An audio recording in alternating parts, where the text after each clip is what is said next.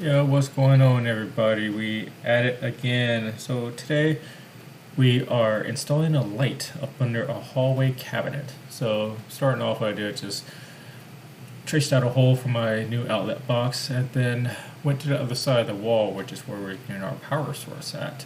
And basically, I just had to disassemble this entire box, take it out the wall, because where my box was on the other side of the cabinet was on the other side of the stud. So as you see, I got a paddle bit, drilled through, and I was able to push up some Romex rather easily due to the fact there wasn't no insulation inside this wall.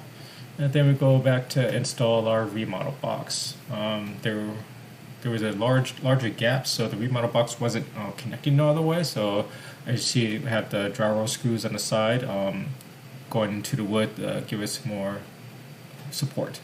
And here's our switch combo receptacle. You can wire these a couple different ways, either just having a full-time outlet or and having a separate switch. But in this scenario, we're using the switch to control the outlet. So basically just break a tab and put a jumper, but there's a wire diagram inside the box as well.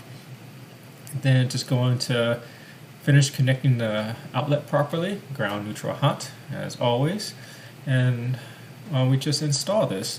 And it is upside down on due customer's request, so it's a lot easier for her to get to. She's an older lady.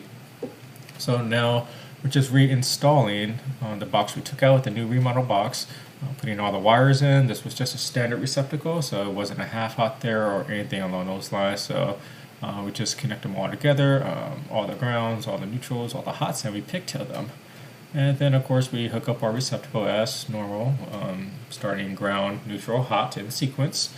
And yeah, as you can see right here. And of course, we always need to check our power once we're done. And if you have a receptacle tester, it should always give you 2 orange lights or 2 green lights, whichever it might be. But mine is orange, and it means it is correct.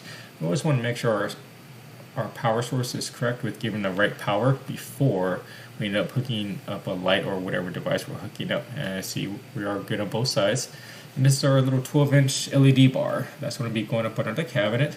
So if this is one of those, you just drill a small little hole in a corner of the cabinet to route up the electrical power.